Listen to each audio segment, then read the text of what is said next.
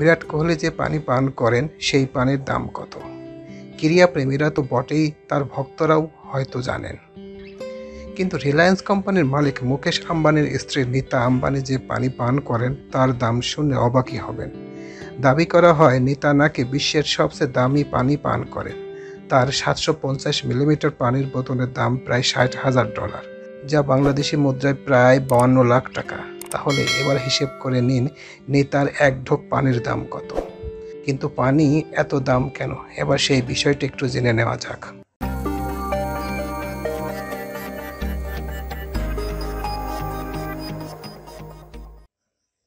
আপনি যেসব পানি পান করেন তার 1 লিটারের দাম কত হবে? সর্বোচ্চ কত টাকার পানি কিনেছেন আপনি? মাঝে মাঝে কোনো রেস্টুরেন্টে পানাহার করতে গিয়ে পানির দাম দিতে গিয়ে হয়তো চোখ ছানা বড়া হয়েছে আপনার। সেখানে আর কত রেখেছে? 20 টাকার পানি হয়তো আপনার কাছ থেকে 100 টাকা নিয়েছে। কিন্তু রিলায়েন্সের মালিক মুকেশ আম্বানির স্ত্রী নীতা আম্বানি যে পানি পান করেন তার দাম শুনলে হতবাক হবেন আপনি। দাবি করা হয় নীতা নাকি বিশ্বের সবচেয়ে দামি পানি পান করেন। 750 মিলিমিটার পানির বোতলের দাম প্রায় $60,000, যা বাংলাদেশি টাকায় 52 লক্ষ টাকা।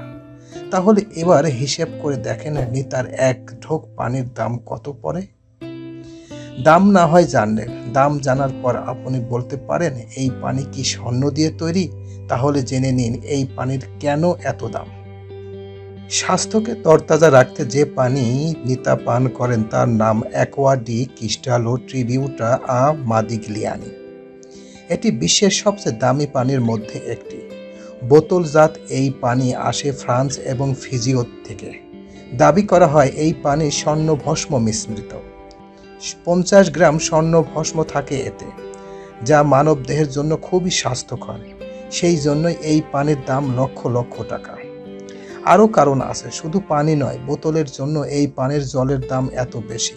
2010 সালে অ্যাকোয়া ডি ক্রিস্টালো ট্রিবিউটো আ মাদিগলিয়ানি গিনেস বুকে বিশ্বের সবচেয়ে দামি পানির বোতল হিসেবে খ্যাতি পেয়েছিল।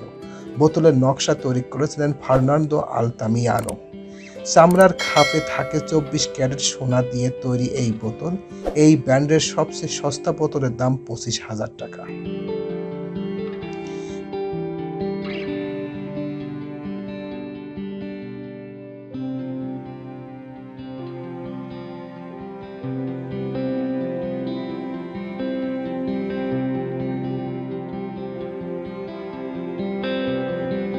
প্রিয় ভিউয়ার্স, আমার এই তথ্যগুলো যদি আপনাদের একটুখানি ভালো লেগে থাকে তাহলে অবশ্যই লাইক, কমেন্ট, শেয়ার করবেন এই ভিডিওটি।